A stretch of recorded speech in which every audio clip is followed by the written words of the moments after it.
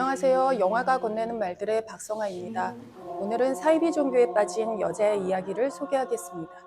일본의 여성 감독 오기가미 나오코의 블랙 코미디 파문입니다. 감독은 인터뷰에서 작품의 구상 계기를 이렇게 이야기했습니다. 영화 파문은 중산층 여성이 사이비 종교에 빠져들었다가 스스로 삶의 출구를 찾아가는 과정을 섬세하지만 무겁지 않게 그리는 작품입니다. 남편의 코 고는 소리에 평범한 주부 요리코가 눈을 뜹니다. 아직 열지 않은 마트 앞에는 사람들이 줄을 서 있습니다. 영업을 개시하자마자 생수를 주워 담는 사람들. 마트 직원은 1인당 2병씩만 가져가라는 안내 방송을 합니다. 동일본 지진으로 인한 후쿠시마 원전의 방사능 유출 사고. 거실에 틀어놓은 뉴스는 수돗물과 빗물도 위험하다고 알리고 있습니다. 사회적 참사가 만들어낸 일상의 공포. 요리코는 안전한 물은 모으고 위험한 물은 가리며 살림을 해야 합니다. 약간 망설이다가 수돗물로 끓인 흰죽. 그녀는 골방에 누워있는 시아버지에게 떠먹이고 있습니다. 숟가락 그림도 없어 끼니조차 며느리에게 의지해야 하는 처지의 시아버지는 그 와중에도 민망한 주책을 부립니다. 스마트폰에만 시선을 두고 사는 아들과 말없는 남편. 집안에선 식사 준비를 하는 그녀만 분주할 뿐입니다. 그리고 어느 날 남편은 조용히 사라져버립니다. 자신이 가꾸던 화단의 수돗물을 그대로 틀어놓은 채 말이죠. 그날 이후 그녀의 삶은 바뀌었습니다.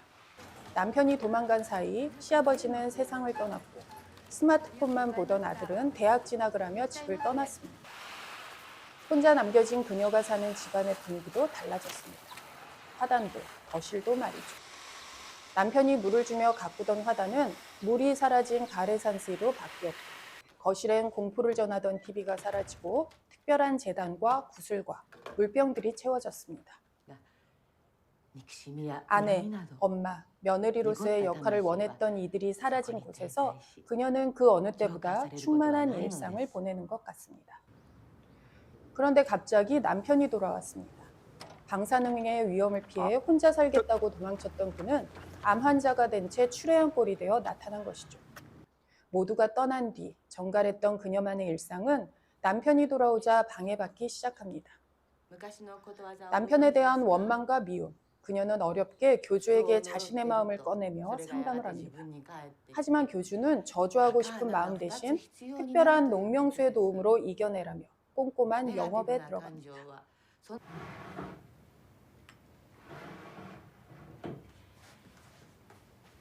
それでね、須藤さん、これ辛い時にすごく効くの。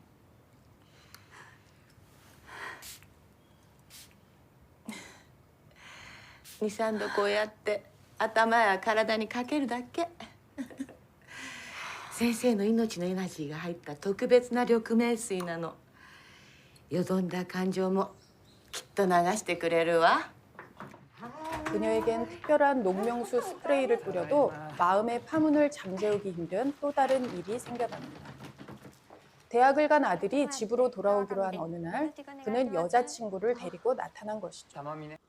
청각 장애인 여자친구는 아들과 식탁에 놓인 농명수를 보고 수화로 대화하며 그녀 앞에서 그녀의 종교와 농명수를 조롱하기까지 합니다. 그녀는 아들의 여자친구가 마음에 들지 않습니다. 가족들이 찾아오면서 그녀의 고요했던 일상은 흔들리고 마음의 파문이 일기 시작합니다. 그녀의 일렁이는 마음을 알아주는 이는 아무도 없습니다. 그녀가 믿는 종교도, 가족도 말이죠.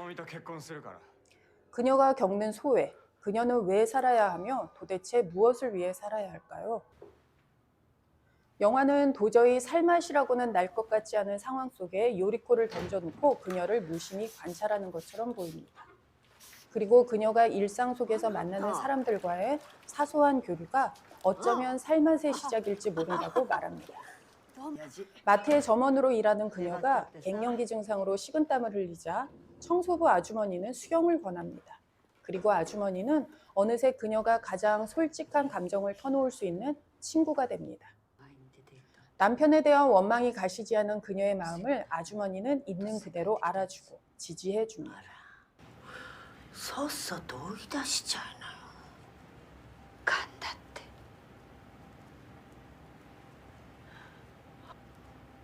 男なんて甘やかした途端つけ上がるんだから許しちゃダメ。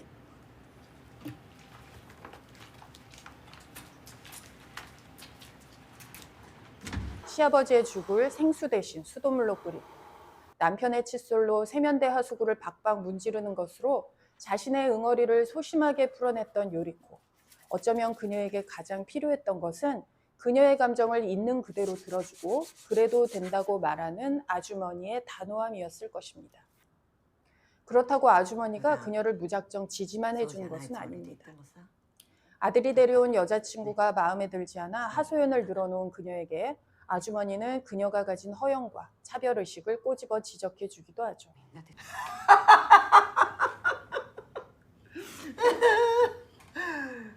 ストレートに差別すんねあんた。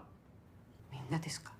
みんなどっかで誰か見て自分より下とか自分より上とか思ってるとかあるよね。 가면 속에 진짜 마음을 숨기고 살았던 그녀는 두려움 없이 마음을 내놓고 대면하며 자신의 파문들을 스스로 잠재워 나갑니다.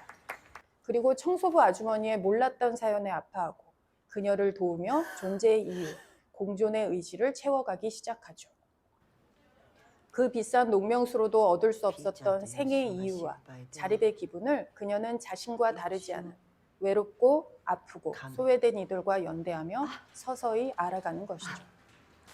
존재의 의미와 가치를 찾는 일이 막막하기만 한 인생의 어떤 순간을 마주할 때가 있습니다.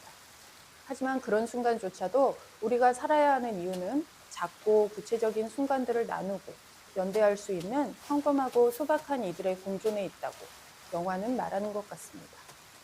이런 메시지를 가볍고 엉뚱하고 코믹하게 말할 수 있는 감독은 아마도 인생의 고수일지도 모르겠습니다. 감사합니다.